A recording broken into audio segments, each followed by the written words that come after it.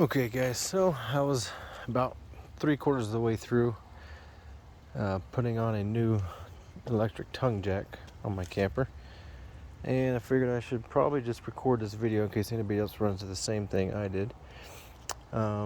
First, this is what I got. I got the Lippert 3500 power tongue jack. Basically comes in that box there, and it's this piece, and this bottom part is the only part that's not connected to it. It's pretty simple, just removing the old ones, just those 3 bolts right there. This is the reason why I had to remove it. Somebody, my last renter, extended it too far and sheared that right off of the motor here. So yeah, $320 later.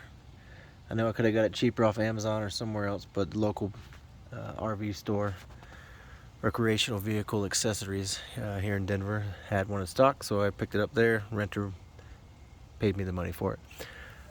So the difference is mine old one, and I don't even know what brand it is, it came with a trailer, had these 2 wires on it, just a positive and a negative, I'm guessing, or positive and a ground. This one was wired to the bottom of the trailer, and this one was ran to a positive bus that's underneath the camper. So I'll show you that.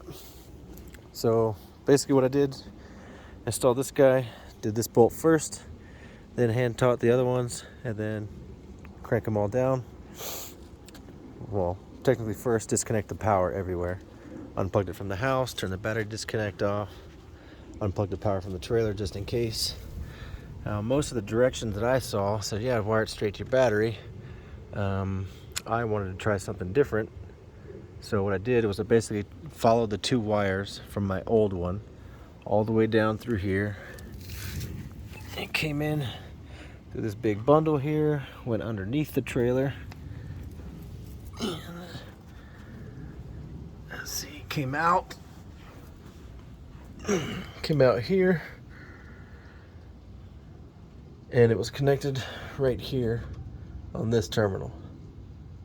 So took that off, pulled the old one off, installed the new one with the 3 bolts, ran the wire back through all of this, ran it up to here, attached it right to there, because this right here, this is where all the connections for the battery disconnect are. And so when that's off, it cuts off power to here. When it's on, it puts on power to there. So that's what I did. Everything was off, screwed that back onto there, zip tied everything, put it all back up, and everything works now. So crawl out from underneath here.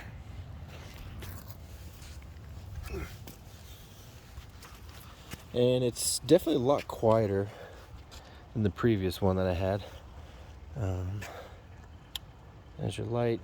Kind of hard to tell because I have a street light out here. I'm going to turn that off and see. Pretty bright. Turn that back on. Yeah, so now I can pull all this stuff off. It literally happened from my wife coming downstairs in the basement saying, "Hey, you guys back with the trailer." Literally walked upstairs, opened the door, and he's standing there like, we got a problem. We sure do. So, no harm, no foul. I knew they had them in stock. So, yeah, that's pretty much it. So, put all this stuff back away. And in the box, yeah, it comes with its own little hand crank, which pop this guy off and you just hand crank it there in case you lose power somewhere. But yeah, it's nice and quiet, and it works. And the last one I had was rated for 3,500 pounds too. My trailer is 2022 Forest River Wildwood X-Lite 240 BHXL.